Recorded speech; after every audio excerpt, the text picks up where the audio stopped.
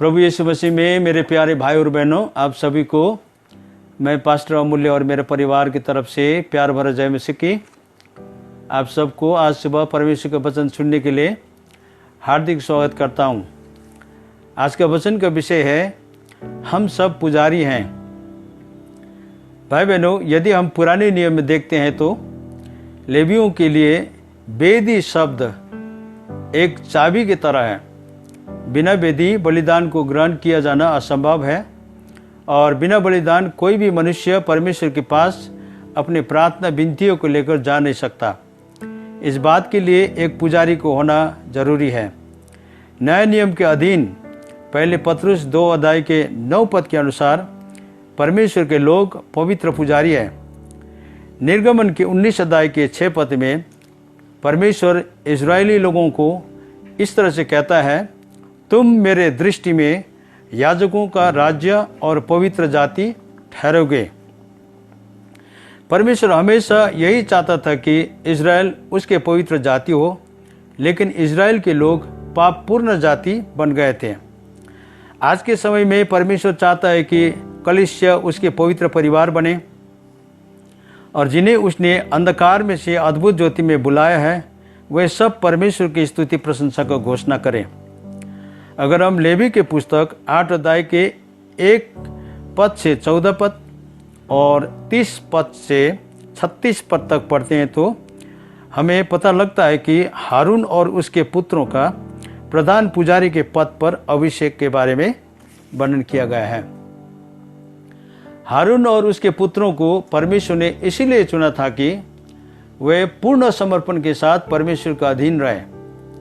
परमेश्वर ने मूसा को वेदी किस प्रकार का बनाना चाहिए और पुजारी को कैसे अभिषेक करना चाहिए और पुजारी को वेदी में किस तरह से सेवा करना चाहिए, यह सब आदेश दिया था। यह सभी बातें परमेश्वर ने मूसा को सिनाई पर्वत में बता दिया था।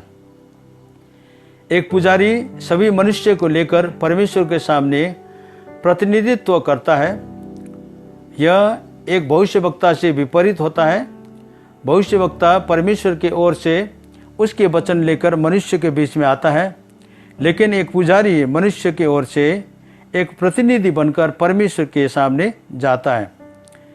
इसी भाग में हमें बताया गया है कि इजराइल के सभी लोगों को इकट्ठा करके उनके सामने हारून और उसके बेटे को शुद्ध किया गया और पुजारी के वस्त्र पहनाया गया और वहाँ जितने भी किए गए बलिदान है उसके बारे में भी इसमें बताया गया है।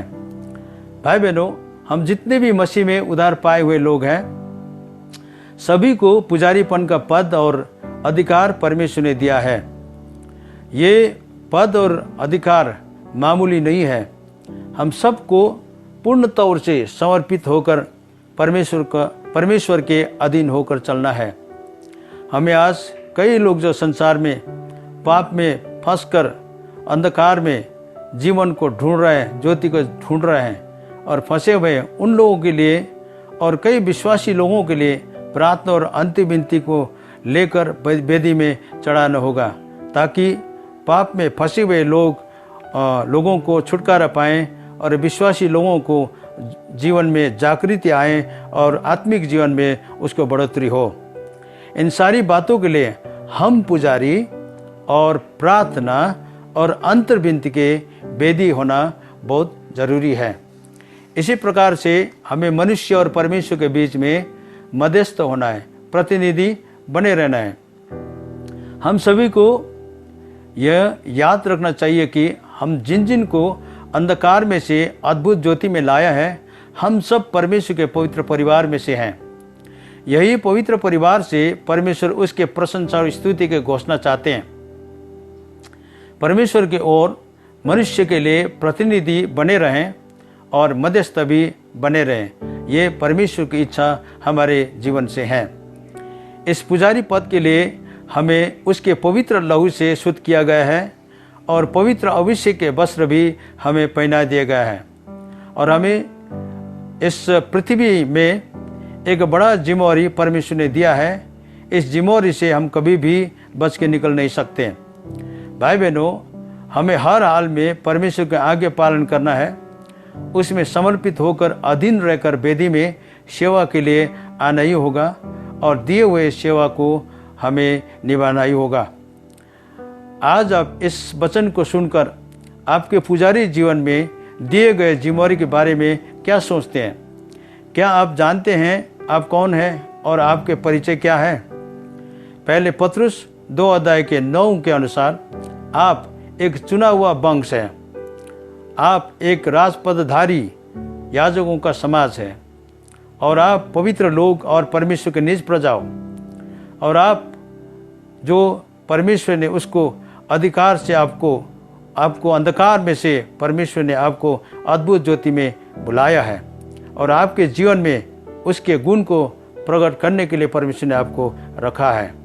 इसलिए भाई बहनों, परमेश्वर ने हमें जिस पद के द्वारा अभिषेक किया गया है उसे संपूर्ण रूप से नम्रता के साथ हमारे जीवन कार्य में और सेवा कार्य में लगे रहना चाहिए। अगर आप ऐसा करेंगे तो परमेश्वर प्रसन्न होंगे और आपके सेवा से बहुत लोगों को आशीष मिलेगा। बहुत लोग पाप से छुटकारा पाएंगे, बहुत लोग आत्मिक रूप से उन्नति कर पाएंगे।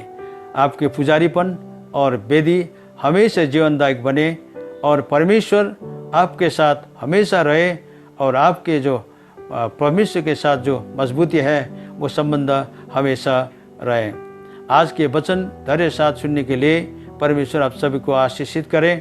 आइए हम आशीर्वाद के साथ आज के वचन को समाप्त करते हैं। परमेश्वर पिता का प्रेम, हमारा प्रभु यीशु मसीह का अनुग्रह और शांति और पवित्र आत्मा की संभागिता आप सबों को आज से लेकर सदा सर्वदा बनी रहे। आमीन।